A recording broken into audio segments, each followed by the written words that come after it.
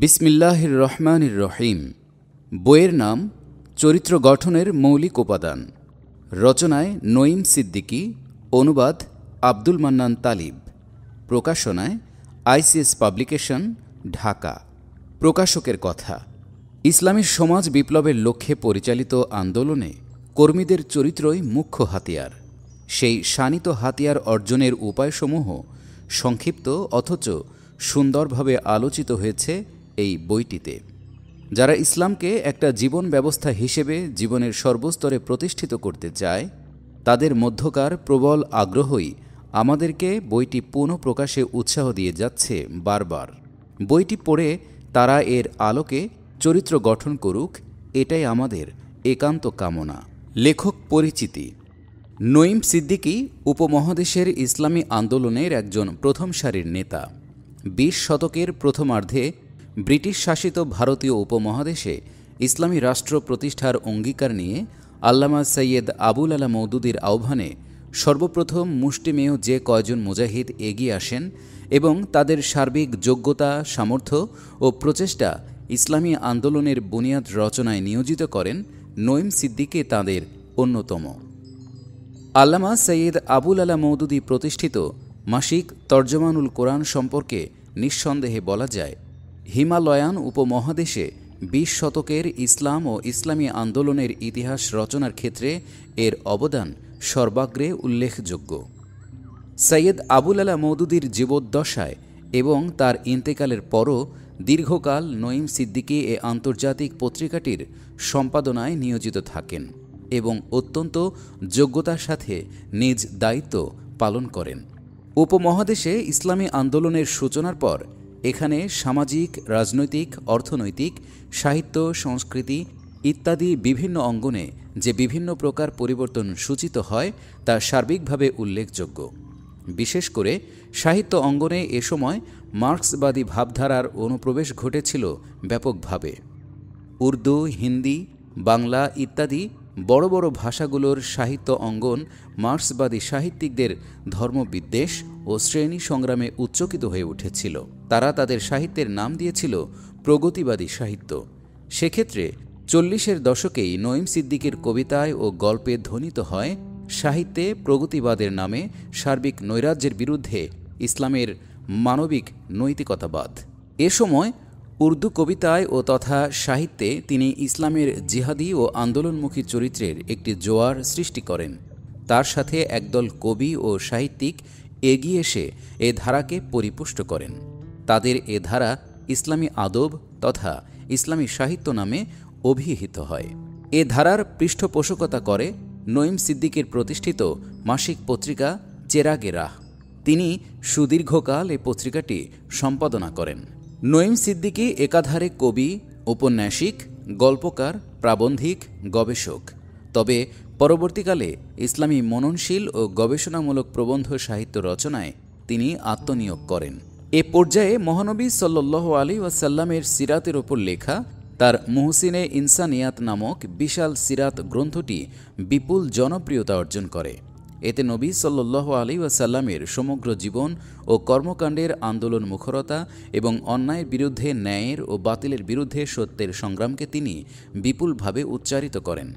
চরিত্র গঠনের মৌলিক উপাদান পুস্তিকাটি নঈম সিদ্দিকের লেখা একটি বিশেষ প্রবন্ধ, যা ২০ শতকের ৬০ দশকের প্রথম দিকে উর্দুতে লাহোর থেকে প্রকাশিত হয় এবং ৬০-এর দশকেই বাংলায় অনূদিত ও প্রকাশিত হয়। মূল উর্দু প্রবন্ধটির নাম ছিল তামিরে সিরাতকে লাওয়াজিম। আব্দুল মান্নান তালিব, ১৭/৯/২০০০।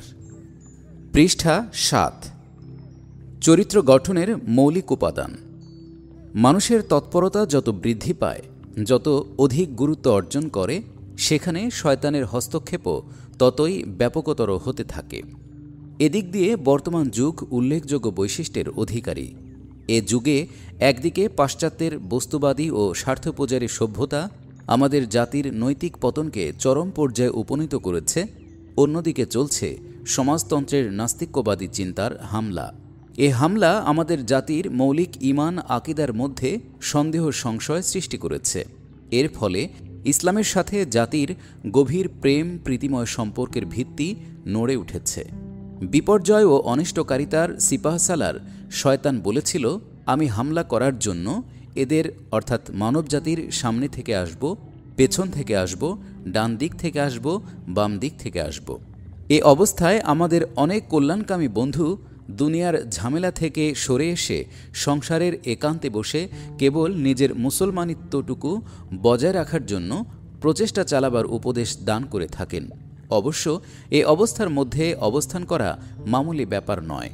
সাধারণ অবস্থায় প্রত্যেক সৎ ব্যক্তি নৈতিকতার আদর্শকে কায়েম রাখে, কিন্তু নৈতিক উশৃঙ্খলার প্রবল বার্তা পরিবেষ্টিত হয়ে উন্নত নৈতিক বৃত্তির উপর প্রতিষ্ঠিত থাকা চারটিখানি কথা নয়। সূরা আল আরাফ আয়াত 17, পৃষ্ঠা 8। কিন্তু কিছু সংখ্যক লোক যদি মহামারী আক্রান্ত এলাকা থেকে দূরে অবস্থান করে নিজেদের স্বাস্থ্যোন্নতির কাজে ব্যাপৃত থাকে এবং নিশ্চিন্তে মহামারীকে নৈতিক মৃত্যুর বিভীষিকা চালিয়ে যাওয়ার ব্যাপক অনুমতি দান করে, তাহলে আমাদের মতে এর চাইতে বড় স্বার্থপরতা আর হতে পারে না। মাজারের নিকট যে সকল মূল্যবান প্রদীপ ও স্বর্ণ নির্মিত বাতিদান অযথা আলোক বিচ্ছুরণ করে, অথচ তাদের সন্নিকটে বনে জঙ্গলে মানুষের কাফেলা পথভ্রষ্ট হয়ে দস্যু হস্তে লুণ্ঠিত হয়, সেই প্রদীপ ও বাতিদানের অস্তিত্ব অনস্তিত্ব যেমন সমান মূল্যহীন, ঠিক তেমনি যে ঈমান, ইসলাম ও তাকওয়া চতুষ্পার্শ্বের পরিবেশকে আলোকিত করার জন্য কর্মক্ষেত্রে ঝাঁপিয়ে পড়ার পরিবর্তে বিরোধী শক্তির ভয়ে মসজিদে আশ্রয় খুঁজে ফেরে, তা হৃদয় মনের জন্য নিছক স্বর্ণালঙ্কার বই আর কিছুই নয়। চরিত্রের যে মূলধনকে ক্ষতির আশঙ্কায় হামেশা সিন্দুকের মধ্যে তালাবদ্ধ করে রাখা হয় এবং যা হামেশা অনুৎপাদক আনপ্রোডাক্টিভ অবস্থায় বিরাজিত থাকে, সমাজ জীবনের জন্যে তার থাকা না থাকা সমান। মুসলমান নারী পুরুষ এবং মুসলিম দলের নিকট চরিত্র ও ঈমানের কিছু মূলধন থাকলে তাকে বাজারে আবর্তন তথা সার্কুলেশন করার জন্য ছেড়ে দেওয়া উচিত। তারপর মূলধন নিয়োগকারীদের মধ্যে যোগ্যতা থাকলে সে মূলধন লাভসহ ফিরে আসবে, আর অযোগ্য হলে লাভ তো দূরের কথা, আসল পুঁজিও মারা পড়বে। কিন্তু বাজারে আবর্তিত হতে থাকার মধ্যেই পুঁজির সার্থকতা। অন্যথায় যত অধিক পরিমাণ পুঁজি জমা করা হোক না কেন, তা পুরোপুরি ব্যর্থ হতে বাধ্য।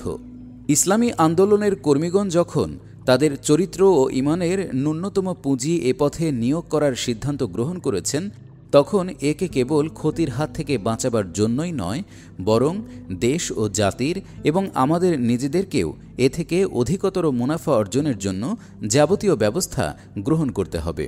একজন স্বল্প পুঁজিদার ব্যবসায়ীর ন্যায় আমাদের রক্ত পানি করা উপার্জনকে ব্যবসায়ে খাটাবার ব্যাপারে পূর্ণ সতর্কতা অবলম্বন করা উচিত।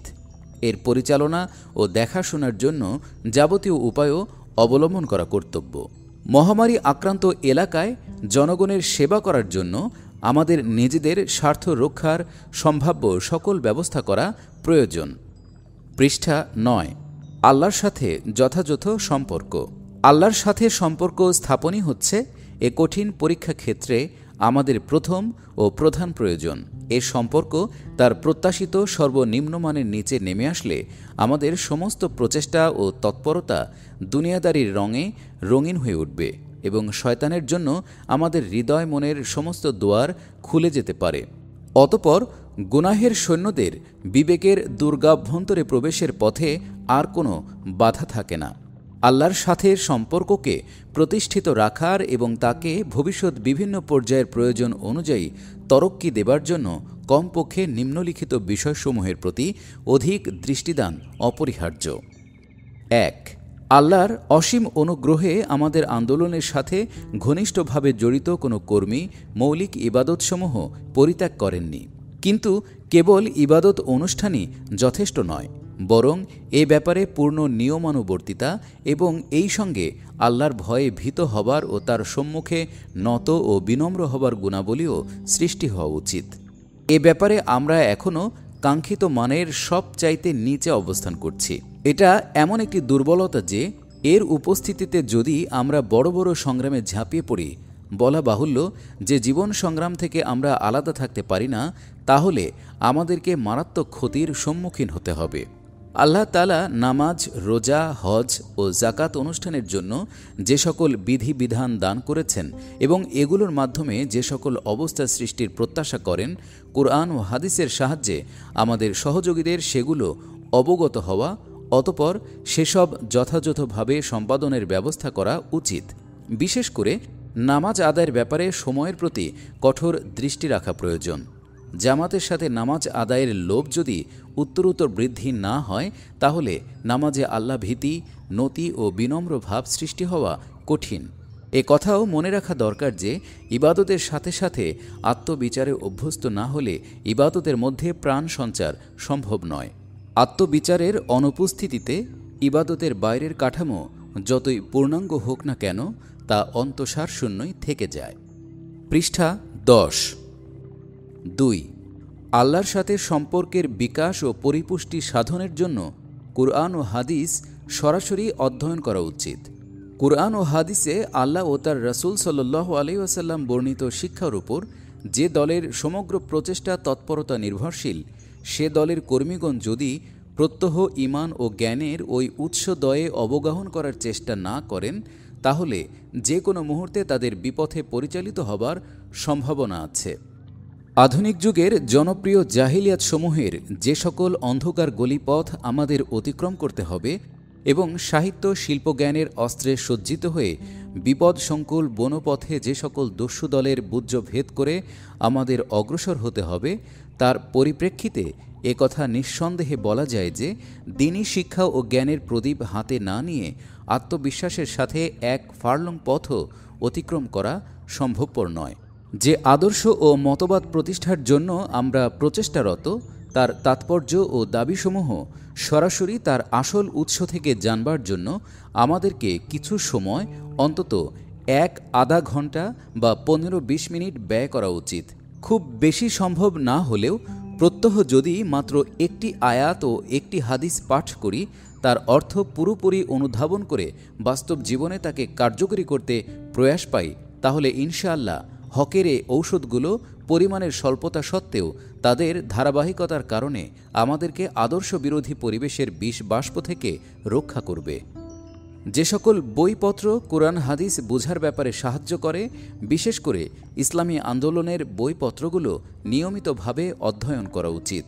অনেক কর্মী কিছু কিছু বইপত্র অধ্যয়ন করে একেবারে নিশ্চিত হয়ে গেছেন এবং আর বেশি অধ্যয়ন করার তাগিদ অনুভব করছেন না। তারা মনে করেছেন যে তারা আন্দোলন ও সংগঠনকে পুরোপুরি বুঝে নিয়েছেন। পৃষ্ঠা 11। অথচ এটা তাদের নেহাত ভুল ধারণা, বই আর কিছুই নয়। কিছু কর্মী এমনও আছেন যারা কয়েক বছর আগে একবার যে বইগুলো পড়ে নিয়েছেন, সেগুলো পুনর্বার পড়ে নতুনভাবে প্রেরণা সৃষ্টি করার প্রয়োজন বোধ করেন না।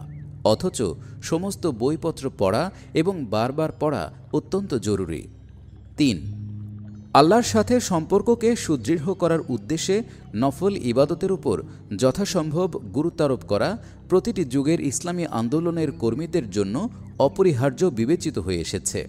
নফল ইবাদত নিয়মিতভাবে করা এবং এ ব্যাপারে বিশেষ করে গোপনীয়তা রক্ষা করা প্রয়োজন। নফল ইবাদতের মধ্যে নফল নামাজ, বিশেষ করে তাহাজ্জুদ নামাজের স্থান অতি উচ্চে। তাহাজ্জুদ নামাজ ইসলামী আন্দোলনের সৈন্যদের জন্য কঠিন পর্যায় অতিক্রমে সর্বোত্তম সহায়কে পরিণত হয়। নফল ইবাদতের মধ্যে দ্বিতীয় স্থান হচ্ছে নফল রোজার। আল্লাহর সাথে সম্পর্ক সুদৃঢ় করার জন্য এটি উত্তম উপায়।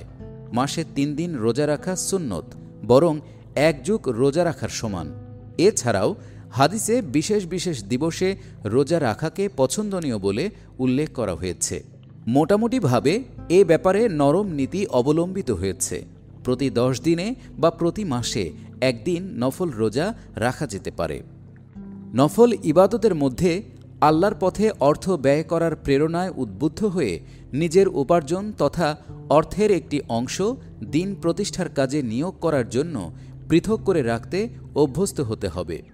এছাড়া আমাদের আন্দোলনের মূলে পানি সিঞ্চন করার দ্বিতীয় কোনো পথ নেই, বরং এ কথা বলা অত্যুক্তি হবে না যে বর্তমানে কাজের এমন সব পর্যায়ে দেখা দিচ্ছে যেখানে হয়তো নিজেদের সৌন্দর্যোপকরণসমূহ বিক্রি করে আমাদেরকে আল্লাহর দ্বীনের জন্য রসদ যোগাতে হবে।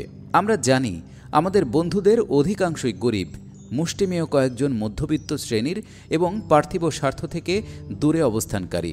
এ আন্দোলনের পেছনে ধনিক শ্রেণীর কোনো সমর্থন নেই। পৃষ্ঠা 12। এ অবস্থায় আমাদের সদস্য ও সমর্থকগণ যে পর্যায়ের আর্থিক কুরবানি করে বায়তুল মালকে বাঁচিয়ে রেখেছেন, কোনো পার্থিব স্বার্থভোগী দল তার নজির পেশ করতে পারবে না।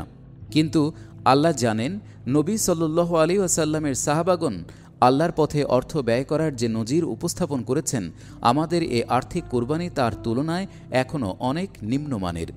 চিন্তা করুন, বর্তমানে আমরা যে নাজুক পরিস্থিতির মধ্য দিয়ে অগ্রসর হচ্ছি, সেখানে যদি বায়তুল মালে প্রয়োজনীয় পরিমাণ খাদ্য সরবরাহ না হওয়ার কারণে আন্দোলনের শিরা উপশিরায় রক্ত সঞ্চালিত হতে না পারে এবং নিছক এতটুকুন কারণে আন্দোলন ব্যর্থ হয়ে যায়, তাহলে আল্লাহর নিকট আমরা কি জবাব দেব? তাই আমাদের আল্লাহর পথে অর্থ ব্যয় করার প্রেরণাকে আরও শক্তিশালী করতে হবে। 4. আল্লাহর সাথে সম্পর্কের জন্য সার্বক্ষণিক জিকির ও দোয়া হচ্ছে একটি মৌলিক প্রয়োজন। আল্লাহর নবী সাল্লাল্লাহু আলাইহি ওয়াসাল্লাম সংসার ত্যাগের ধারণা মিশ্রিত জিকিরের পরিবর্তে তার উম্মতকে দিবারাত্রের প্রত্যেকটি কাজের জন্য অসংখ্য দোয়া ও জিকির শিখিয়েছেন। এগুলো যেন শয়নে, জাগরণে, চলাফেরায়, ওঠা বসায় তথা প্রত্যেকটি কাজে জারি থাকে। ঘুম থেকে ওঠার জন্য, ঘর থেকে বের হবার জন্য, ঘরের মধ্যে প্রবেশ করার জন্য, কোনো আনন্দ মুহূর্তে, কোনো দুঃখ কষ্টের সময়, কোনো ত্রুটি সাধিত হলে, কোনো কাজ শুরু করার জন্য, আজান শুনে, অজু করার সময়, হাঁচি দিলে, মুসলমান ভাইয়ের সাথে সাক্ষাৎ হলে, পানি পান করার সময়, অর্থাৎ ছোট বড় প্রত্যেকটি কাজে রাসূলুল্লাহ সাল্লাল্লাহু আলাইহি ওয়াসাল্লাম আল্লাহর জিকির ও তার নিকট দোয়ার জন্য বহু ছোট ছোট সুন্দর কথা শিখিয়েছেন। সজ্ঞানে ও সচেতন মনে এ কথাগুলি উচ্চারণ করার সময় মুসলমান নিজেকে তার প্রভু ও মালিক আল্লাহর সাথে সম্পর্কিত রাখে। আল্লাহকে ভুলে দুনিয়ার কর্মব্যস্ততার মধ্যে সে কখনো নিজেকে হারিয়ে ফেলে না। জিকির ও দোয়ায় তার জীবন ভরপুর হয়ে ওঠে। পৃষ্ঠা 13। সকাল থেকে সন্ধ্যা পর্যন্ত সে কখনো সুবহানাল্লাহ, আল্লাহ সকল প্রকার দোষ ত্রুটি, ক্ষতি, স্বল্পতামুক্ত, পাক পবিত্র, কখনো আলহামদুলিল্লাহ, সমস্ত প্রশংসা একমাত্র আল্লাহর জন্য, কখনো আস্তাগফিরুল্লাহ, আমি আল্লাহর নিকট ক্ষমা চাচ্ছি, কখনো লা হাওলা ওয়ালা কুওয়াতা ইল্লা বিল্লাহ, আল্লাহ ছাড়া অন্য কোনো শক্তি সহায় নেই, কখনো সাদাকাল্লাহু ওয়া রাসূলুহু, আল্লাহ ও তার রাসূল সত্য বলেছেন, কখনো রাব্বিক ফির ওয়ারহাম, হে আল্লাহ আমাকে ক্ষমা করো এবং আমার প্রতি রহম করো, কখনো আন্তা অলিগি ফিদ দুনিয়া ওয়াল আখিরা, হে আল্লাহ দুনিয়া ও আখিরাতে তুমি আমার একমাত্র বন্ধু, কখনো হাসবি আল্লাহু রাব্বি, আমার মালিক আল্লাহ আমার জন্য যথেষ্ট, কখনো নেমাল মাওলা ওয়া নেমাল ওয়াকিল, অর্থাৎ আল্লাহ আমার সর্বোত্তম বন্ধু ও শ্রেষ্ঠ সহায় বলতে থাকে এবং তা আন্তরিক প্রেরণায় উদ্বুদ্ধ হয়ে বলতে থাকে। এভাবে নিজের সর্বশক্তিমান মালিক ও প্রভুর সাথে সম্পর্ক স্থাপন করে সে প্রতি পদে পদে সেই মহান সর্বশক্তিধর সত্তার নিকট সৎকর্ম করার জন্য শক্তি, সময়, সুযোগ কামনা করে, তার নিকট থেকে পথের সন্ধান লাভ করে, কল্যাণ কামনা করে, শয়তানের তৎপরতার মোকাবেলায় তার নিকট আশ্রয় চায়, নিজের ভুল ত্রুটি সম্পর্কে অবহিত হয়ে তার নিকট ক্ষমাপ্রার্থী হয়। এমনিভাবে তার সমগ্র জীবন জিকির, কল্যাণ ও ন্যায় নিষ্ঠতায় পরিপূর্ণ হয়ে ওঠে। জিকির ও দোয়াগুলোর আরবি রূপ: সুবহানাল্লাহ, আলহামদুলিল্লাহ, আস্তাগফিরুল্লাহ, লা হাওলা ওয়ালা কুওয়াতা ইল্লা বিল্লাহ, সাদাকাল্লাহু ওয়া রাসূলুহু, রব্বিগফির ওয়ারহাম, আনতা ওয়ালিয়্যি ফিদ দুনিয়া ওয়াল আখিরা, হাসবি আল্লাহু রব্বি, নি'মাল মাওলা ওয়া নি'মাল ওয়াকিল। পৃষ্ঠা 14। আমাদের প্রত্যেক কর্মীর জন্য এ ধরনের সচেতন মনে সার্বক্ষণিক জিকিরে অভ্যস্ত হওয়া অত্যন্ত প্রয়োজন। উপরন্তু প্রতি মুহূর্তে নিজের ঈমান, চরিত্র, সবর, তাওয়াক্কুল, সংযম ও নিয়মানুবর্তিতার দৃঢ়তা ও শক্তি বৃদ্ধির জন্য দোয়া করা উচিত। এর শক্তি যে কোনো সংগ্রামে অত্যন্ত প্রভাবশালী প্রমাণিত হতে পারে। বলা বাহুল্য যে জিকির ও দোয়া সচেতন মনের অভিব্যক্তি নয়, যার সাথে মানসিক অবস্থার যোগ নেই, যা আল্লাহর উপস্থিতির অনুভূতিহীন, যা প্রদর্শনেচ্ছার কলুষযুক্ত এবং নিছক স্নায়বিক ব্যায়ামের পর্যায়ভুক্ত, তা থেকে আকাঙ্ক্ষিত ফল লাভ সম্ভব নয়। কাজেই জিকির দোয়া চিন্তা ও চেতনার সাথে হওয়া উচিত এবং সাথে সাথে প্রদর্শনেচ্ছা থেকেও মুক্ত হওয়া উচিত। সংগঠনের সাথে সম্পর্ক। কোনো দলের সাংগঠনিক ব্যবস্থা যদি ঢিলে থাকে এবং এ অবস্থায় সে কোনো বিরাট অভিযানে অংশগ্রহণ করে, তাহলে তার অবস্থা হয় ঠিক এমন একটি মোটর গাড়ির ন্যায়, যার কল কবজাগুলো ভালোভাবে আঁটা হয়নি, অথচ ড্রাইভার এ গাড়ি নিয়ে পার্বত্য পথ অতিক্রম করার জন্য বের হয় এবং পদে পদে অসুবিধার সম্মুখীন হয়, এমনকি গাড়ির মেশিন একেবারে অচল হয়ে পড়ে। সংগঠন প্রত্যেক দলের একটি স্বাভাবিক প্রয়োজন, কিন্তু আমাদের নিকট তা কেবল একটি স্বাভাবিক প্রয়োজনই নয়, বরং আমাদের দিনদারি, নৈতিকতা, আল্লাহর ইবাদত, রাসূলের আনুগত্যেরই মূর্ত প্রকাশ। সাংগঠনিক দুর্বলতা কাজের পথে নানান অসুবিধার সৃষ্টি করে, তাই বিভিন্ন দল এই দুর্বলতা দূর করার জন্য চেষ্টা করে, কিন্তু আমরা মনে করি যে এটা আমাদের পরকালীন ক্ষতির কারণ হবে। এ উদ্দেশ্যে আমরা একে হামেশা পরিত্যাজ্য মনে করি। তাই সংগঠন শৃঙ্খলাকে মজবুত করা এবং প্রত্যেক সহযোগীকে এর প্রহরায় নিযুক্ত হওয়া নিজের দায়িত্ব মনে করা অপরিহার্য। সংগঠন সম্পর্কে এখানে কতিপয় গুরুত্বপূর্ণ বিষয়ের অবতারণা করছি। পৃষ্ঠা 15। 1. আদেশ ও আনুগত্যের ভারসাম্য সংগঠনের মেরুদণ্ড। এই ভারসাম্য ছাড়া আদতে সংগঠনের অস্তিত্বই অর্থহীন। এজন্যই এই আদেশ আনুগত্যের ভারসাম্য নষ্ট করা গুনাহ করার শামিল, অর্থাৎ এটা হচ্ছে আল্লাহ ও রাসূল সাল্লাল্লাহু আলাইহি ওয়াসাল্লামের নাফরমানি। এই অপরাধ অনুষ্ঠানের পর মানুষ দুনিয়া ও আখিরাতে সাফল্য লাভ করতে পারে না। কোরআনের দাবি হচ্ছে আতিউল্লাহ ওয়া আতিউর রাসূলা ওয়া উলিল আমরি মিনকুম, অর্থাৎ আল্লাহর আনুগত্য করো, রাসূলের আনুগত্য করো এবং আনুগত্য করো তোমাদের মধ্য থেকে কর্তৃত্বশীলদের। সূরা নিসা আয়াত 58। মনে রাখবেন, এ তিনটি আনুগত্য হচ্ছে ওয়াজিব। এর মধ্য থেকে কোনো একটির আনুগত্য পরিহার করলে মুসলমান ক্ষতির সম্মুখীন হয়। রাসূলুল্লাহ সাল্লাল্লাহু আলাইহি ওয়াসাল্লাম নিজেই বলেছেন, যে ব্যক্তি আমার আনুগত্য করে সে আল্লাহর আনুগত্য করে, এবং যে আমার নাফরমানি করে সে আল্লাহর নাফরমানি করে। আর যে আমার অর্থাৎ রাসূলের নিযুক্ত অথবা তার অনুগতকারী আমিরের আনুগত্য করে সে আমার আনুগত্য করে, এবং যে আমার আমিরের নাফরমানি করে সে আমার নাফরমানি করে। হজরত আবু হুরাইরা রাদিয়াল্লাহু তাআলা আনহুর একটি বাণী এ কথাটিকে আরও সুস্পষ্ট করে। তিনি বলেছেন, এ কথা সন্দেহাতীত সত্য যে নেতৃবৃন্দের আনুগত্য আল্লাহর আনুগত্য এবং তাদের নাফরমানি আল্লাহর নাফরমানির নামান্তর।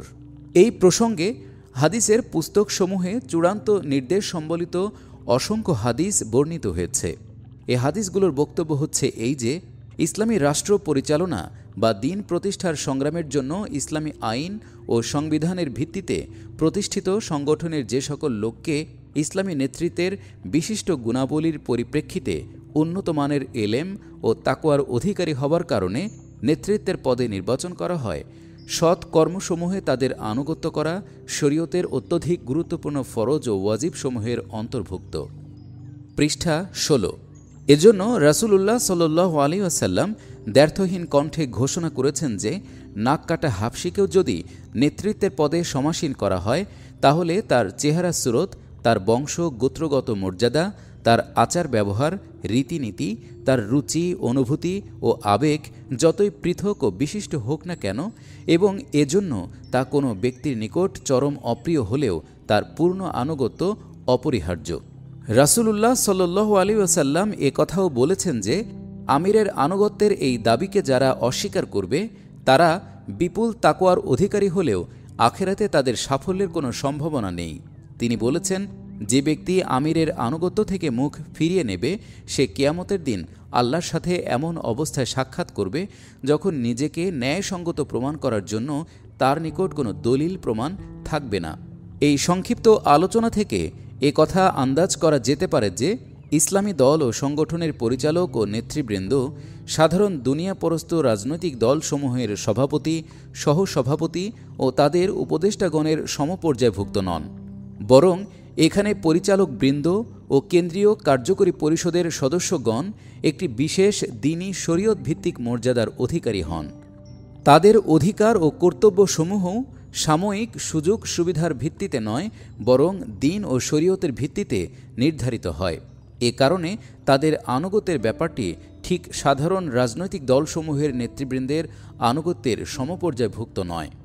যতক্ষণ নেতৃবৃন্দ কোরআন ও সুন্নাহর পথ থেকে প্রকাশ্যভাবে সরে না দাঁড়ান, ততক্ষণ তাদের নির্দেশ লঙ্ঘন করা অথবা সানন্দে ও সাগ্রহে তাদের আনুগত্য করার পরিবর্তে অসন্তুষ্ট চিত্তে আনুগত্য করা অথবা তাদের কল্যাণ কামনার পরিবর্তে তাদের প্রতি হিংসা বিদ্বেষ করা, তাদের বিরুদ্ধে ষড়যন্ত্র করা, তাদের গীবত করা, তাদের বিরুদ্ধে অসন্তোষ সৃষ্টি করা, তাদেরকে যথার্থ অবস্থা ও ঘটনাবলী সম্পর্কে অবগত না করা, সঠিক পথে চলার জন্য নির্ভুল পরামর্শদানের ব্যাপারে কার্পণ্য করা এবং তাদের গোপন কথাসমূহ প্রকাশ করে বেড়ানো কবিরা গুনাহের অন্তর্ভুক্ত হবে।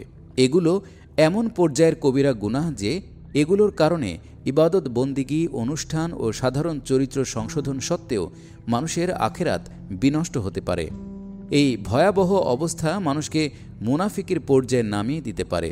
তাই ইসলামী দল ও সংগঠনের মধ্যে অবস্থানকারীদের আনুগত্যের ব্যাপারে অত্যন্ত সতর্ক হতে হবে। পৃষ্ঠা 17। 2. ইসলাম অবশ্য কখনো অন্ধ আনুগত্যের দাবি করেনি, বরং সে কেবল সৎকর্মের ক্ষেত্রে আনুগত্য চেয়েছে। সৎকর্মের সীমার বাইরে তার নির্দেশ হচ্ছে ولا تعاونوا على الإثم والعدوان। গুনাহ ও আল্লাহ নির্ধারিত সীমা লঙ্ঘনমূলক কাজে পরস্পরের সহযোগী হইও না। সূরা মায়েদা আয়াত 2। ইসলামী দল ও সংগঠনের অভ্যন্তরীণ তাগিদেই তার সদস্যবৃন্দকে দলীয় কার্যাবলীর প্রতি কঠোর দৃষ্টি রাখতে হবে এবং দলের পরিচালকগণকে সৎকর্মের সীমার বাইরে কদম রাখা থেকে বিরত রাখতে হবে। এ সম্পর্কে হজরত ওমর রাদিয়াল্লাহু তাআলা আনহু বলেছেন, বন্ধুগণ, তোমাদের কেউ যদি আমার নীতি বা কাজে বক্র দেখে, তাহলে আমার এই বক্রতাকে সোজা করে দেয়া তার কর্তব্য হয়ে দাঁড়াবে। এই প্রসঙ্গে কোনো খুঁটিনাটি ব্যাপারে মতবিরোধ দেখা দিলে তা দূর করার জন্য তাকে পেশ করার, সে সম্পর্কে আলোচনা করার এবং সন্তোষজনক প্রত্যুত্তর না পেলে তার উপর অবিচল থাকার শরীয়ত ভিত্তিক অধিকারও দলের সদস্যবর্গের আছে। কিন্তু পরিচালকবৃন্দের পক্ষ থেকে যে সিদ্ধান্ত কার্যকরী হয়, একমাত্র তারই আনুগত্য করতে হবে। পৃষ্ঠা 18। আমার মতের বিরুদ্ধে সিদ্ধান্ত গৃহীত হলো কেন এবং আমি যে দৃষ্টিতে অবস্থা পর্যবেক্ষণ করি সে দৃষ্টিতে অবস্থা পর্যবেক্ষণ করা হয়নি, নিছক এতটুকু কারণে আনুগত্য অস্বীকার করা যেতে পারে না। আনুগত্যের শৃঙ্খলা একমাত্র তখনই ছিন্ন করা যেতে পারে যখন রাসূলুল্লাহ সাল্লাল্লাহু আলাইহি ওয়াসাল্লামের ভাষায় ইসলামের পথ ছেড়ে পরিষ্কারভাবে অন্য পথ অবলম্বিত হয়। দায়িত্বশীল ব্যক্তিদেরকে হক পথে রাখার জন্য তাদের সমালোচনা করাও কর্মীদের একটি মৌলিক অধিকার, কিন্তু অন্যান্য দলে সন্দেহ ও সংশয়ের ভিত্তিতে সমালোচনা করার নীতি স্বীকৃত হলেও ইসলামী দলের জন্য এ নীতি অনৈসলামিক বলে বিবেচিত হয়।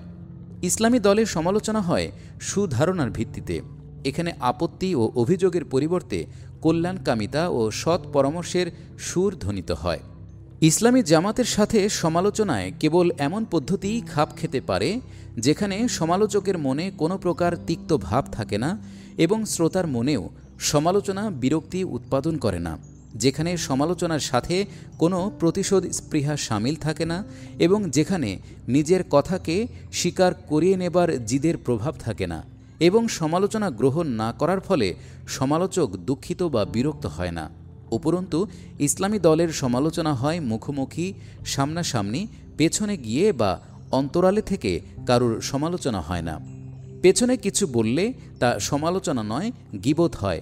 গীবত ইসলামী দলের প্রতি পয়লা নম্বরের অনিষ্টকারিতার পরিচালক, অথচ সমালোচনা তার সর্বোত্তম কল্যাণ কামনার পরিচয় বহন করে। এ দুয়ের মধ্যে আসমান জমিন তফাত। আমাদের সংগঠনের প্রকৃতি হচ্ছে এই যে এখানে দায়িত্বশীলদের যত অধিক দ্ব্যর্থহীন সমালোচনা হয় ততই তা আন্দোলনের জন্য কল্যাণকর হয়। কিন্তু পরিচালকদের সম্পর্কে বিদ্রূপাত্মক শব্দ উচ্চারণ করা, তাদের মর্যাদার পরিপন্থী বাক্য ব্যবহার করে মনের ঝাল ঝাড়া, তাদের ব্যাপার নিয়ে ঠাট্টা তামাশা করা অথবা তাদের দুর্বলতা উল্লেখ করে আনন্দ উপভোগ করা অবশ্যই ইসলামী চরিত্রনীতির পরিপন্থী। পৃষ্ঠা ১৯। সমালোচনা অধিকারের উপর কোনো আইনের বাঁধন না থাকার কারণে তাকে একটি স্থায়ী কর্মে পরিণত করা, পরিচালকবৃন্দের প্রতিটি নির্দেশ, কর্ম ও সিদ্ধান্তের এবং তাদের প্রতিটি কথার সমালোচনা শুরু করে দেয়া এবং তাদের নির্দেশের পক্ষে পূর্ণাঙ্গ যুক্তি প্রমাণ পেশ করার দাবি করাও বিপর্যয়ের কারণ হয়ে দাঁড়ায়। সমালোচনা অধিকারের উপর কোনো আইনের বাঁধন না থাকার কারণে তাকে একটি স্থায়ী কর্মে পরিণত করা, পরিচালকবৃন্দের প্রতিটি নির্দেশ, কর্ম ও সিদ্ধান্তের এবং তাদের প্রতিটি কথার সমালোচনা শুরু করে দেয়া এবং তাদের নির্দেশের পক্ষে পূর্ণাঙ্গ যুক্তি প্রমাণ পেশ করার দাবি করাও বিপর্যয়ের কারণ হয়ে দাঁড়ায়। এ অবস্থা সৃষ্টি হওয়ার পর এক ব্যক্তি কোনো দায়িত্ব গ্রহণ করে একদিনও চলতে পারে না। অতঃপর দায়িত্বশীল ব্যক্তিরা দলের সাধারণ সদস্যদের সম্মুখে বসে কেবল জবাবদিহি করতে থাকবে এবং তাদের আস্থা পুনর্বহাল করার জন্য নিজেদের প্রতিটি বাক্য ও কর্মের বিস্তারিত ব্যাখ্যা করে তাদেরকে বোঝাতে থাকবে যে এর মধ্যে অভিযোগ করার মতো তেমন কোনো বিষয় নেই। এই কথাগুলি সম্মুখে রেখে চিন্তা করলে সহজেই উপলব্ধি করা যাবে যে দায়িত্বশীলদের সমালোচনার ব্যাপারে ন্যায়সঙ্গত পন্থা অবলম্বন করতে হলে যথেষ্ট সতর্ক হতে হবে। আর এ ব্যাপারে সতর্ক না হলে সমালোচনার অধিকারকে অন্যায়ভাবে ব্যবহার করে কর্মীরা সংগঠনের জন্য মারাত্মক ক্ষতিতে পরিণত করতে পারেন এবং এর ফলে তাদের নিজেদের পরিণামও হতে পারে অত্যন্ত ভয়াবহ। অন্যায় সমালোচনার একটি বড় আলামত হচ্ছে এই যে তা আনুগত্যের পথে বাধা সৃষ্টি করে। কোনো ব্যক্তি এ পথে পা বাড়াবার পর প্রকাশ্য অন্যায় আচরণে লিপ্ত হয়। কাজেই আনুগত্য ও সমালোচনার পৃথক পৃথক সীমানা রয়েছে এবং নিজেদের সীমানার মধ্যেই তাদের অবস্থান করা উচিত। আল্লাহর নাফরমানি ছাড়া আর কোনো বস্তু আনুগত্যকে খতম করতে পারে না। ৩. ব্যক্তির পরিবর্তনের কারণে আনুগত্য ব্যবস্থাকে মেনে চলার ক্ষেত্রে কোনো প্রকার পরিবর্তন আসতে পারে না। হতে পারে কোনো আন্দোলনের ব্যাপকতর অবস্থায় দায়িত্ব গ্রহণকারী একটি বড় দলের ব্যক্তিবর্গের মধ্যে কতক উচ্চমানের, কতক নিম্নমানের, কারুর জ্ঞান অধিক, কারুর তাকওয়া অধিক, কেউ বর্তমান যুগের বিশেষ বিষয়সমূহে অধিক পারদর্শী, কেউ প্রথম যুগের অবস্থা সম্পর্কে গভীর জ্ঞান রাখেন, কেউ নির্দেশনাবলীর বাহ্যিক বিষয়সমূহ সম্পর্কে অধিক অবগত, আবার কেউ নির্দেশনাবলীর অভ্যন্তরীণ তত্ত্বজ্ঞানের অধিকারী। কারো নিকট আন্দোলনের একটি দিক অধিক গুরুত্বপূর্ণ, আবার কারো নিকট অন্য একটি দিক গুরুত্বের অধিকারী। আবার এমনও হতে পারে যে কারুর মেজাজ একটু কঠোর, কারুর কোমল, কেউ অত্যধিক নিঃসংকোচ ভাবকে পছন্দ করেন, আবার কেউ একটু ভারিক্কি ধরনের গাম্ভীর্যপূর্ণ ব্যবহারে অভ্যস্ত, কেউ অত্যধিক বাকপটুতাকে পছন্দ করেন, আবার কেউ নীরবে কাজ করার পক্ষপাতী। পৃষ্ঠা ২০। এছাড়াও পোশাক পরিচ্ছদ, আহার বিহার, চলাফেরা, উঠা বসা প্রভৃতি জীবনের বিভিন্ন ব্যাপারে বিভিন্ন ব্যক্তির রুচি বিভিন্ন হতে পারে। ব্যক্তিগত রুচি, প্রকৃতি ও প্রবণতা একটি দলীয় ব্যবস্থার সামগ্রিক নীতির ঐক্য সত্ত্বেও একটি বিশেষ পর্যায় পর্যন্ত নিজের কাজ করে থাকে। এই পার্থক্য ও বিভিন্নতার কারণে দায়িত্বশীল ব্যক্তিদের অবস্থার মধ্যে এমন কোনো পার্থক্য সূচিত হয় না যার ফলে তাদের আনুগত্যের অধিকারের মধ্যে কম বেশি করা যেতে পারে, এবং তাদের মধ্যে কোনো রদবদল হলে লোকেরা অনুসন্ধানে প্রবৃত্ত হতে পারে যে অমুক ব্যক্তির মধ্যে যে রুচি ও মননশীলতা ছিল তা অমুক ব্যক্তির মধ্যে নেই কেন। কোনো এক ধরনের ব্যবহার ও কর্মপদ্ধতিতে অভ্যস্ত হয়ে ওঠার পর যদি কোনো রদবদল অনুষ্ঠিত হয় তাহলে মনের মধ্যে অস্থিরতা দেখা দেয় এবং কর্মের গতি মন্থর হয়ে পড়ে। এই অনাসৃষ্টির দোয়ার বন্ধ করার জন্য রাসূলুল্লাহ সাল্লাল্লাহু আলাইহি ওয়াসাল্লাম হেদায়েত দিয়েছিলেন যে একজন নাক কাটা হাবশিকেও যদি তোমাদের ইমাম করা হয় তাহলে তার নির্দেশ শ্রবণ করো এবং তার প্রতি পূর্ণ আনুগত্য করো। এক্ষেত্রে তার চেহারা সুরত, লেবাস, পোশাক, রুচি প্রকৃতির দিকে দৃষ্টিপাত করো না। দায়িত্বশীলদের ব্যক্তিগত রুচি প্রকৃতি সকল দিক দিয়ে অনুগতদের চাহিদা অনুযায়ী হবে, এই বিষয়টির উপর শরীয়ত আনুগত্যকে নির্ভরশীল করেনি। ইসলামী আন্দোলন ব্যক্তিত্বের চতুর্দিকে আবর্তিত হয় না, বরং এ আন্দোলন একসময় রাসূলুল্লাহ সাল্লাল্লাহু আলাইহি ওয়াসাল্লামের নেতৃত্বে চলতে থাকে এবং অন্য সময় হজরত আবু বকর সিদ্দিক রাদিয়াল্লাহু তাআলা আনহু এর নেতৃত্বে। পৃষ্ঠা ২১। কোরআনের এ বাণী, ওয়ামা মুহাম্মাদুন ইল্লা রাসূলুন ক্বাদ খালাত মিন ক্বাবলিহির রুসুল আফাইন মাতা আও কুতিলা ইনকালাবতুম আলা আ'কাবিকুম। সূরা আল ইমরান আয়াত ১৪৪। অর্থাৎ মুহাম্মদ সাল্লাল্লাহু আলাইহি ওয়াসাল্লাম একজন রাসূল মাত্র ছিলেন, তার পূর্বে আরও বহু রাসূল অতিক্রান্ত হয়েছেন। যদি তিনি মরে যান বা নিহত হন, তাহলে কি আবার তোমরা পেছনের দিকে ফিরে যাবে? এই আয়াত উচ্চারণ করে অগ্রসর হন এবং আন্দোলনের নেতৃত্ব গ্রহণ করেন। তারপর হজরত উমর রাদিয়াল্লাহু তাআলা আনহু এর ন্যায় কঠোর হৃদয়ের ব্যক্তি নেতৃত্ব লাভ করেন। অতপর হজরত উসমান রাদিয়াল্লাহু তাআলা আনহু এর মতো কোমল হৃদয়ের সহনশীল ব্যক্তি এ দায়িত্ব গ্রহণ করেন। তারপর হজরত আলী রাদিয়াল্লাহু তাআলা আনহু তার বিশেষ গুণাবলী সহ এ আন্দোলনের নেতৃত্ব দান করেন। এই সমস্ত হাত বদলের মধ্যে অবশ্যই আনুগত্য ব্যবস্থার অপরিহার্যতা বহাল থাকে এবং এ ব্যবস্থা ভঙ্গ করা হামেশা কবিরা গুনাহের অন্তর্ভুক্ত থাকে। পৃষ্ঠা ২১। মনে রাখবেন, আমাদেরকে ব্যক্তিত্বকে সম্মুখে রেখে শৃঙ্খলার আনুগত্য করার জন্য নয়, বরং শরীয়ত বিভিন্ন দায়িত্বকে যে মর্যাদা দান করেছে তাকে সম্মুখে রেখে শৃঙ্খলার আনুগত্য করার নির্দেশ দেওয়া হয়েছে। কাজেই প্রয়োজন ও পরিস্থিতি অনুযায়ী প্রতিদিন ব্যক্তি বদল হতে থাকলেও আল্লাহ ও তার রাসূল সাল্লাল্লাহু আলাইহি ওয়াসাল্লাম আমাদের উপর দায়িত্বশীলদের যে সকল অধিকার দান করেছেন, পূর্ণ সততার সাথে আমাদের সেগুলি আদায় করা উচিত। ৪। এ পর্যন্ত কেবল কর্মীদের দায়িত্ব বিবৃত করা হয়েছে। এদের তুলনায় কর্তৃত্বশীলদের দায়িত্ব অনেক বেশি নাজুক প্রকৃতির। কর্তৃত্বশীলগণ তাদের দায়িত্ব পুরোপুরি পালন না করা পর্যন্ত কর্তৃত্ব ও আনুগত্য ব্যবস্থার মধ্যে ভারসাম্য বজায় থাকতে পারে না। কর্মীদের মোকাবেলায় নেতাদের পরকালীন জবাবদিহিও অনেক কঠিন হবে। দুনিয়ায় ইসলামী আন্দোলনের সাফল্যের সিংহভাগও তাদের সঠিক ও যথার্থ কর্মের ওপর নির্ভর করে। কর্মীরা তখনই যথার্থ আনুগত্য করতে পারে যখন নেতৃবৃন্দ তাদের নিজেদের অংশের কর্তব্য অর্থাৎ কর্তৃত্বের ব্যাপারে তাদের নিজেদের দায়িত্ব পুরোপুরি আদায় করে। পৃষ্ঠা ২২। এ ব্যাপারে নিম্নলিখিত আয়াতটি থেকে চমৎকার নির্দেশ পাওয়া যায়। এখানে আল্লাহ তাআলা রাসূলুল্লাহ সাল্লাল্লাহু আলাইহি ওয়াসাল্লামের কর্তৃত্বের স্বরূপ নিম্নোক্ত ভাষায় ব্যক্ত করেছেন, فبما رحمة من الله لنت لهم ولو كنت فظا غليظ القلب لانفضوا من حولك فاعف عنهم واستغفر لهم وشاورهم في الأمر فإذا عزمت فتوكل على الله إن الله يحب المتوكلين। এটা একমাত্র আল্লাহর অনুগ্রহ যে আপনি এদের অর্থাৎ মুসলমানদের প্রতি কোমল। যদি আপনি কঠোরভাষী ও তিক্ত মেজাজ সম্পন্ন হতেন, তাহলে এরা আপনার চারপাশ থেকে বিক্ষিপ্ত হয়ে যেত। কাজেই এদের ত্রুটিকে ক্ষমার দৃষ্টিতে দেখুন, এদের জন্য শাফায়াত চান এবং বিভিন্ন বিষয়ে এদের সাথে পরামর্শ করুন। অতপর পরামর্শের পর যখন কোনো বিষয়ে দৃঢ় সংকল্প হয়ে যায়, তখন আল্লাহর উপর ভরসা করুন। নিশ্চয়ই আল্লাহ তার উপর ভরসাকারীদেরকে ভালোবাসেন। সূরা আল ইমরান আয়াত ১৫৯। এই আয়াতে রাসূলুল্লাহ সাল্লাল্লাহু আলাইহি ওয়াসাল্লামের আনুগত্যকারী প্রত্যেকটি কর্তৃত্বশীল ব্যক্তির জন্য এমন একটি মৌলিক বিধান দান করা হয়েছে যার অনুপস্থিতিতে কোনো দলীয় শৃঙ্খলা যথাযথভাবে প্রতিষ্ঠিত থাকতে পারে না।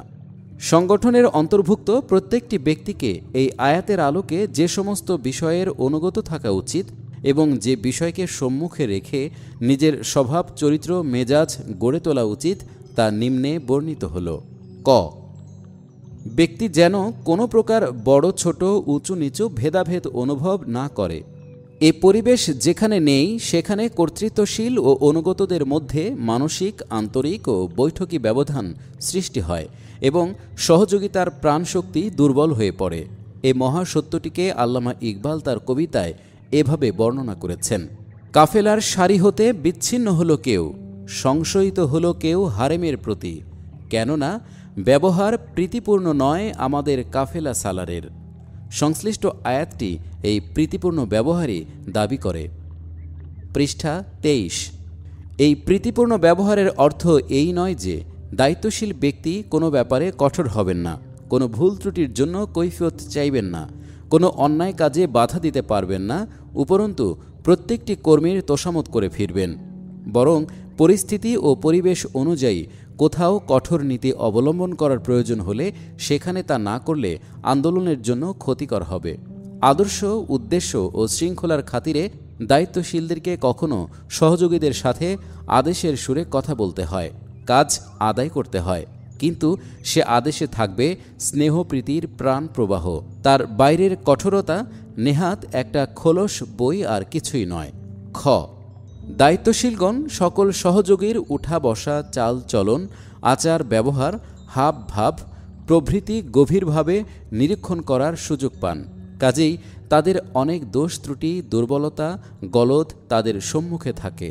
হয়তো কেউ কর্তব্য পালনে গাফিলতি করেছে, কেউ আন্দোলনের বিরোধীদেরকে কোনো অপ্রীতিকর কথা বলেছে, কেউ ত্রুটিপূর্ণ আবেগ প্রকাশ করেছে, কেউ সর্বসমক্ষে অত্যন্ত গুরুত্বপূর্ণ গোপন কথা প্রকাশ করে দিয়েছে, কেউ নিজের সহযোগী বা অন্যের সাথে অন্যায় আচরণ করেছে, কেউ গীবত করেছে, কেউ কারোর বিরুদ্ধে অভিযোগ করেছে।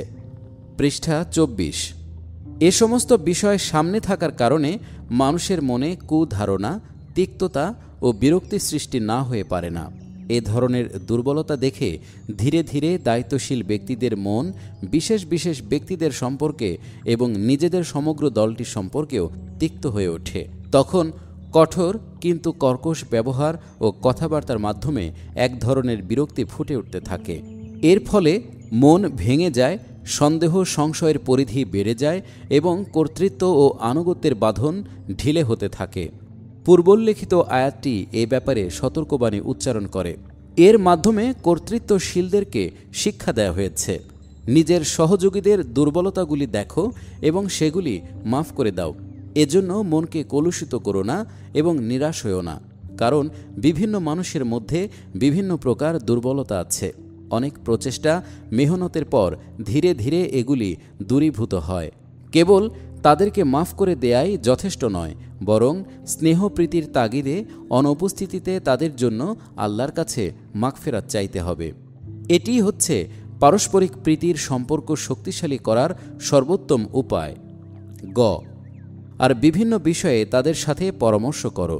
নির্দেশের পরিপ্রেক্ষিতে দায়িত্বশীল ব্যক্তিদের সময়ে সময়ে এবং প্রয়োজনবশত নিজেদের বিভিন্ন সহযোগীর সাথে তাদের বুদ্ধি, বিচক্ষণতা, জ্ঞান ও তাকওয়া অনুযায়ী পরামর্শ করা উচিত।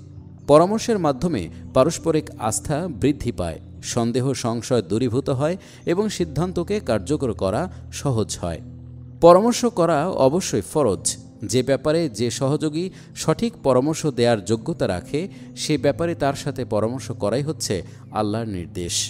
প্রত্যেক ব্যাপারে প্রত্যেক ব্যক্তির সাথে পরামর্শ করা জরুরি নয়, বরং যে ব্যক্তির সাথে পরামর্শ করা সঙ্গত তার সাথে অবশ্য সে ব্যাপারে পরামর্শ করা উচিত। অনেক সময় বিশেষ ব্যক্তিদের সাথে, অনেক সময় কেবল নির্বাচিত কার্যকরী পরিষদের সাথে, আবার অনেক সময় সাধারণ সদস্য ও সহযোগীদের সাথে পরামর্শ করা, অতঃপর তাদের মতামত সম্পর্কে চিন্তা ও বিচার বিশ্লেষণ করা দিনকে প্রতিষ্ঠিত করার প্রচেষ্টা ও সংগ্রামকে শক্তিশালী করে। উপরন্তু এর সাহায্যে দলীয় সংগঠন মজবুত হয়, পরামর্শের মাধ্যমে বিভিন্ন মন মস্তিষ্কের মিলন ঘটে, তাদের মধ্যে ঐক্য সংস্থাপিত হয় এবং তারা বিভিন্ন বিষয়ে গৃহীতব্য সিদ্ধান্তকে কার্যকরী করার প্রস্তুতি গ্রহণ করে। পৃষ্ঠা 25। ঘ, কর্তৃত্বশীলদের জন্য আল্লাহ তাআলা এই আয়াতের মধ্যে যে সর্বশেষ নির্দেশ দিয়েছেন তা হচ্ছে এই যে প্রয়োজনীয় পরামর্শের পর যখন কোনো বিষয়ে স্থির সিদ্ধান্ত গৃহীত হয় তখন একাগ্রচিত্তে তার উপর দৃঢ়ভাবে প্রতিষ্ঠিত থাকা উচিত। একটি দলের দায়িত্বশীলদের প্রতিদিনকার বিভিন্ন বিক্ষিপ্ত বিষয়ে সিদ্ধান্ত গৃহীত হবার পরও মতবিরোধের সম্মুখীন হতে হয় এবং অনবরত নতুন নতুন মতামত তাদের সম্মুখে আসতে থাকে, কিন্তু স্থিরীকৃত বিষয়ে যদি বরাবর রদবদল করা হয় তাহলে সে ব্যাপারে সাফল্যের সাথে কোনো একটি দিকে অগ্রসর হওয়া সম্ভব নয়, বরং উল্টা দায়িত্বশীলদের মনে ইতস্তত ও চিন্তার নৈরাজ্য সৃষ্টি হয়। এর ফলে দলের সামগ্রিক নীতিও স্থায়ী অস্থিরতার শিকার হয়। এ সমস্ত কারণে যথারীতি একটি পরিণতিতে পৌঁছে যাবার পর আল্লাহ তাআলা পরামর্শ দানকারী ব্যক্তিদেরকে স্থিরীকৃত বিষয়সমূহ মেনে নিয়ে নিজেদের বাস্তব দায়িত্ব পালনে উদ্বুদ্ধ করতে চেয়েছেন। 5. কর্তৃত্ব ও আনুগত্য সম্পর্কে আরও বক্তব্য হচ্ছে এই যে, ক. বিভিন্ন দায়িত্বশীল ব্যক্তির পক্ষ থেকে যে সমস্ত সার্কুলার ও নির্দেশনামা জারি করা হয় সাধারণত সেগুলির আনুগত্যের ব্যাপারে শরীয়ত নির্ধারিত অপরিহার্যতার অনুভূতি কিছুটা দুর্বল। এই সার্কুলার ও নির্দেশগুলিকে সম্ভবত অফিস আদালতের মামুলি সার্কুলার মনে করা হয়, অথচ যখনই কোনো সার্কুলার জারি করা হয় তার অবস্থা হয় ঠিক আমর বিল মারুফ অর্থাৎ সৎ কর্মের আদেশ দানের সমতুল্য। এ ব্যাপারে উলিল আমর অর্থাৎ কর্তৃত্বশীলদের আনুগত্যকে অপরিহার্য গণ্য করা হয়েছে। সার্কুলারগুলির প্রতিটি শব্দ সম্পর্কে ভালোভাবে চিন্তা করা উচিত এবং যে বন্দিগির প্রেরণা নিয়ে শরীয়তের সমস্ত বিধিনিষেধ পালন করা হয় সেই প্রেরণা সহকারে যথাসময়ে সেগুলিকে কার্যকর করার জন্য নিজের সমগ্র শক্তি নিয়োগ করা উচিত। পৃষ্ঠা 26। খ. সভায় উপস্থিতির জন্য যে সময় নির্ধারিত করা হয়, কোনো ডিউটিতে পৌঁছাবার জন্য যে সময় কাল স্থিরীকৃত হয়, অনুরূপভাবে কোনো সংবাদ বা রিপোর্ট পৌঁছাবার বা কোনো হুকুম তামিল করার জন্য যে পদ্ধতি বা সময় নির্ধারিত হয় তা যথাযথ মেনে চলার যোগ্যতা এখনও আমাদের মধ্যে সৃষ্টি হয়নি। লোকেরা এখনও এ দায়িত্ব পুরোপুরি উপলব্ধি করতে পারছে না যে তাদের প্রত্যেকেই একটি ঘূর্ণায়মান মেশিনের কল কবজার স্বরূপ এবং প্রতিটি কল কবজা যদি নির্ধারিত দায়িত্ব পালন করতে বিলম্ব করে অথবা অনিয়ম করে তাহলে সমগ্র মেশিনটাই যথাসময়ে কাজ করতে ব্যর্থ হবে। এ পঙ্গুত্ব সহ আমরা কোনো বড় অভিযানে সফল হতে পারব না।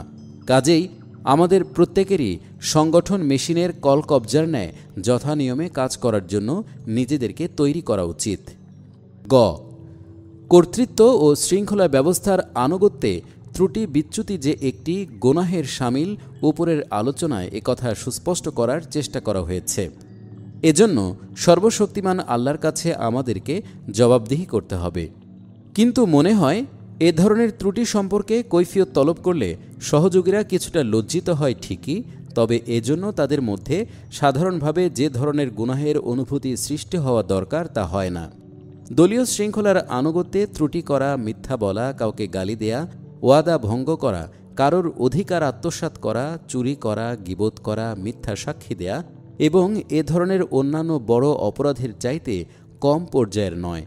কিন্তু বড়ই আশ্চর্য ব্যাপার, ব্যক্তিগত চরিত্রের নীতিবিরোধী উপরোল্লিখিত কাজগুলি করার সঙ্গে সঙ্গেই মনে খটকা লাগে এবং আল্লাহর নিকট তওবা ও ইস্তেগফার করার প্রেরণা জাগে, অথচ দলীয় চরিত্র নীতি বিধ্বস্ত হবার পর এমন গুনাহগিরির কোনো অনুতাপের ভাব মনের মধ্যে সৃষ্টি হয় না, যার ফলে সঙ্গে সঙ্গেই তওবা ও ইস্তেগফার করে নিজের কার্যাবলী সংশোধন ও ক্ষতিপূরণ করা যেতে পারে। পৃষ্ঠা 27। দলীয় চরিত্রের মূল্য ব্যক্তিগত চরিত্রের চাইতে অনেক বেশি। এজন্যই দলীয় চরিত্রে দুর্বলতার প্রকাশ বৃহত্তর গুনাহ। আমাদের সহযোগীদের এ বিষয়টি অনুভব করা উচিত। আর যদি সংগঠন কর্তৃক অর্পিত কোনো দায়িত্ব সম্পাদন করতে, কোনো কাজের জন্য সময় বের করতে, কোনো নির্দিষ্ট স্থানে যথাসময়ে পৌঁছাতে অথবা অন্যদিকে দায়িত্বশীলদের অধিকার আদায় করতে, তাদের কল্যাণ কামনার দাবি পূরণ করতে, সঠিক সমালোচনা পদ্ধতি অবলম্বন করতে, পরামর্শ ও তথ্যদান করতে, গোপনীয়তা রক্ষার অধিকার আদায় করতে বা দায়িত্বশীলদের নির্দেশ যথাযথভাবে পালন করতে কোনো প্রকার ত্রুটি করে, তাহলে এমনই ধরনের প্রত্যেকটি ত্রুটির জন্য আমাদের মনে চরম লজ্জানুভূতি সৃষ্টি হওয়া প্রয়োজন। এমন লজ্জানুভূতি সৃষ্টি হবে যা আমাদের তওবা ইস্তেগফারের দিকে ঝুঁকিয়ে দেবে, রাব্বুল আলামিনের সম্মুখে আমাদের দীনতার শির নত করে দেবে। সংশ্লিষ্ট কর্তৃত্বশীল বা সহযোগীদের নিকট ওজর পেশ করা ও ক্ষমা চাওয়ার জন্য আমাদের মধ্যে অধিকতর কর্মতৎপরতা সৃষ্টি করবে এবং আমাদের আল্লাহর পথে অর্থ ব্যয় করার প্রেরণা জাগাবে। আমাদের মধ্যে এ গুণ সৃষ্টি না হলে ইসলাম নির্ধারিত পথে নিজেদের সংগঠন ও শৃঙ্খলার বিকাশ সাধনও আমাদের পক্ষে সম্ভব নয়। ঘ কর্তৃত্ব ও আনুগত্যের উপরোল্লিখিত দাবিসমূহ পূরণ করার জন্য নিছক আবেদন বা কতিপয় গণতান্ত্রিক ও শাসনতান্ত্রিক ধারা যথেষ্ট নয়, বরং একমাত্র সহযোগীদের দায়িত্বানুভূতি এ দাবিগুলির পূর্ণতার ধারক হতে পারে। যদি প্রত্যেক সহযোগী আন্দোলনের সাথে সম্পর্ক কায়েম করে মুমিনদেরকে সাক্ষী রেখে আল্লাহর নিকট যে অঙ্গীকার করেছে তা সব সময় মনের মধ্যে জাগরুক রাখে, তাহলে তাদের মাঝে এ দায়িত্বানুভূতি জাগ্রত থাকতে পারে। এই অনুভূতির তাগিদে প্রত্যেক সহযোগীকে এ কথা মনে রাখা দরকার যে সংগঠন শৃঙ্খলা হচ্ছে আল্লাহ ও তার রাসূলের পক্ষ থেকে একটি আমানত এবং তার সাথীদের ন্যায় তাকেও এর প্রহরায় ও রক্ষণাবেক্ষণে নিযুক্ত করা হয়েছে। পৃষ্ঠা ২৮। এটি একটি মহামূল্যবান আমানত। এই আমানতটিকে অস্তিত্ব দান করার জন্য ইতিহাসের বিভিন্ন যুগের হাজার হাজার শক্তি কাজ করেছে এবং এর পেছনে বহু চিন্তা, গবেষণা, শ্রম, অর্থ, নিদ্রাহীনতা, প্রচেষ্টা, সংগ্রাম ও ত্যাগ রয়েছে। কাজেই কোনো ব্যক্তি যদি এই শৃঙ্খলার কোনো প্রকার দুর্বলতা সৃষ্টি করার চেষ্টা করে, তাহলে তার হস্তক্ষেপ থেকে এ আমানতকে রক্ষা করা প্রত্যেক সহযোগীর প্রাথমিক দায়িত্ব। এই দায়িত্ব সম্পাদনে যারাই ত্রুটি করবে তারাই সেই পাহারাদারের ভূমিকা গ্রহণ করবে যে নিজের কাজে ফাঁকি দেয়।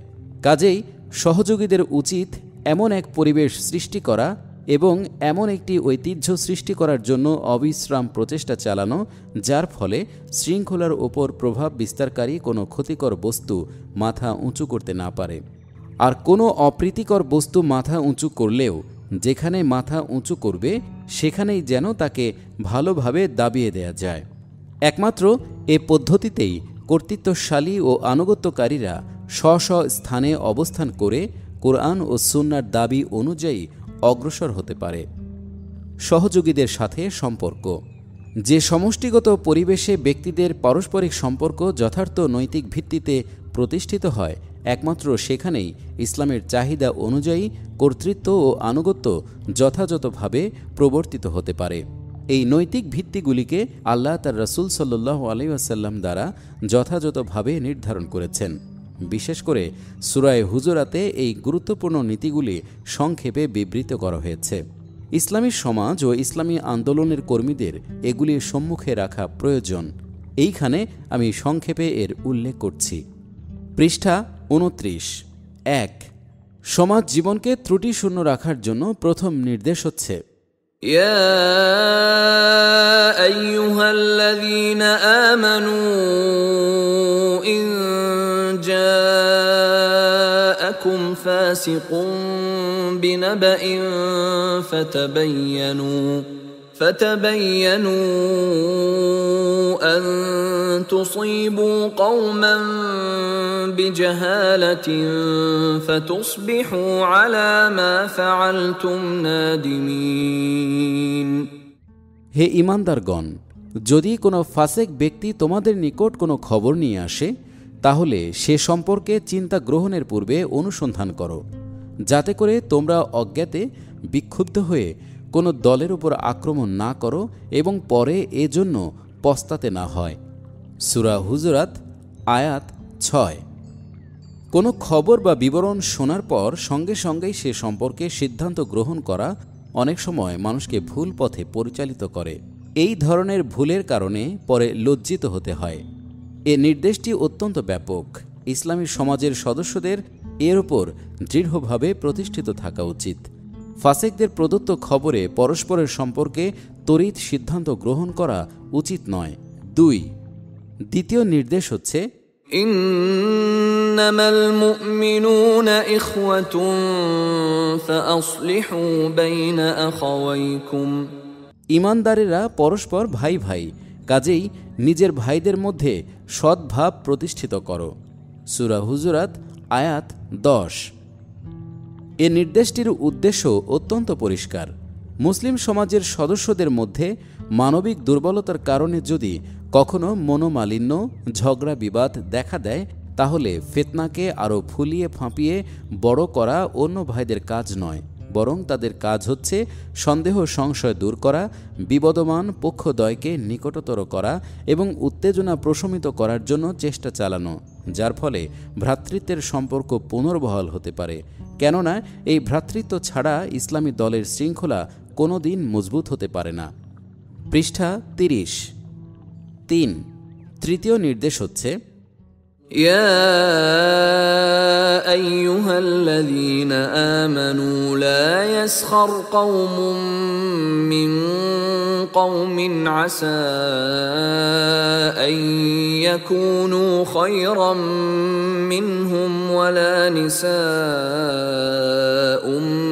من نساء عسى أن يكن خيرا منهن ولا تلمزوا أنفسكم ولا تنابزوا بالألقاب بئس الاسم الفسوق بعد الإيمان ومن لم يتب فأولئك هم الظالمون। হে ঈমানদারগণ, তোমাদের একদল যেন অন্য দলের প্রতি বিদ্রূপ না করে, কেননা হতে পারে তারা এদের তুলনায় ভালো লোক। আর তোমাদের মেয়েরা যেন অন্য মেয়েদের বিদ্রূপ না করে, কেননা হতে পারে তারা এদের তুলনায় ভালো। আর তোমরা পরস্পরের দোষ খুঁজে বেরিও না, পরস্পরের জন্য অসম্মানজনক নাম ব্যবহার করো না। কেউ ঈমান আনার পর তাকে মন্দ নামে ডাকা গুনাহ। এসব কাজ থেকে যারা তওবা করে না তারা জালেম। সূরা হুজরাত আয়াত 11।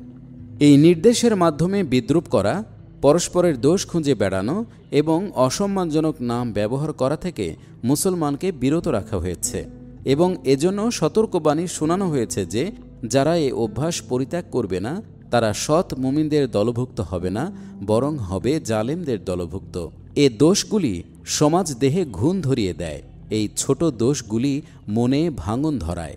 যে দলে ঠাট্টা, বিদ্রূপ, কটাক্ষ, মানুষকে হেয় প্রতিপন্ন করা, অসম্মান করা প্রভৃতি রোগ সৃষ্টি হয়, সে দল কখনো ঐক্য ও ভ্রাতৃত্বের উন্নততর পর্যায়ে প্রতিষ্ঠিত থাকতে পারে না।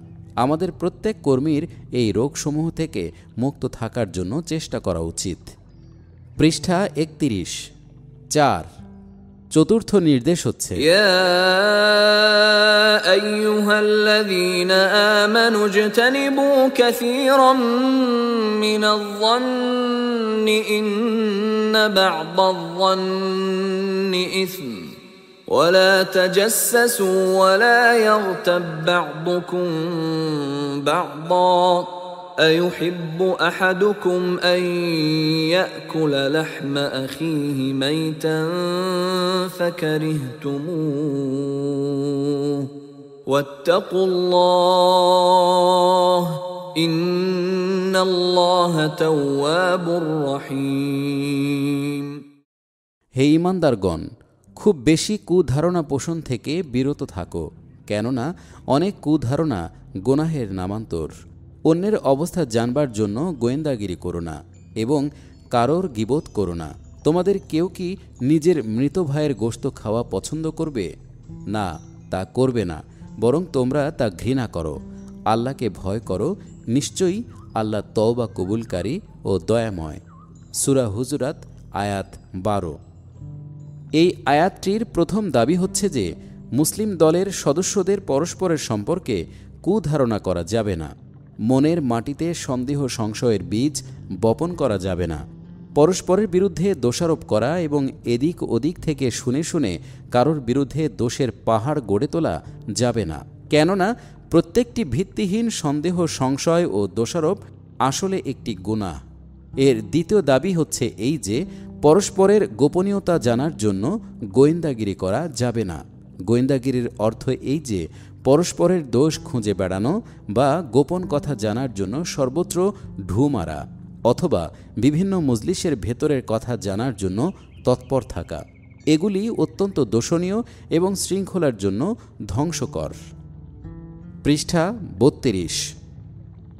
এর তৃতীয় দাবি হচ্ছে এই যে, একজনের অনুপস্থিতিতে অন্যের দোষ বর্ণনা করে আনন্দ উপভোগ করা যাবে না, কেননা এটা মারাত্মক অপরাধ। এটা হচ্ছে যে ব্যক্তির গীবত করা হয় তার গোশত কেটে খাওয়ার তুল্য ঘৃণ্য অপরাধমূলক কাজ। এই দাবিগুলির প্রতি যত অধিক নজর রাখা হবে, ততই আন্দোলনের ঐক্য ও সহযোগীদের ভ্রাতৃত্ব শক্তিশালী হবে এবং কর্তৃত্ব ও আনুগত্য ব্যবস্থা যথাযথভাবে কাজ করতে সক্ষম হবে। দলীয় চরিত্রের সাথে সম্পর্কিত আরও কতিপয় বিষয় সূরা হুজরাতে আছে। আপনারা ইচ্ছা করলে সেগুলি সম্পর্কেও চিন্তা করতে পারেন। এখানে মাত্র কতিপয় সুস্পষ্ট নৈতিক দাবি পেশ করা হলো। পরিশেষে বলা যায়, যদি আমরা আল্লাহর সাথে সম্পর্ক কায়েমের যথাযথ ব্যবস্থা করে দলীয় নীতি ও শৃঙ্খলার আনুগত্য করি এবং উল্লেখিত নৈতিক গুণাবলী নিজেদের মধ্যে সৃষ্টি করে কর্মক্ষেত্রে ঝাঁপিয়ে পড়ি, তাহলে ইনশাআল্লাহ আমাদের ব্যর্থতার সামান্যতম আশঙ্কাও নেই। আল্লাহ যদি আমাদেরকে স্বয়ংসম্পূর্ণ হবার 3টি সুযোগ দেন, তাহলে বিশ্বাস করুন আমরা ব্যবসায় যে পুঁজি খাটাচ্ছি তা কয়েক গুণ অধিক মুনাফা দানে সক্ষম হবে। আল্লাহ হাফেজ।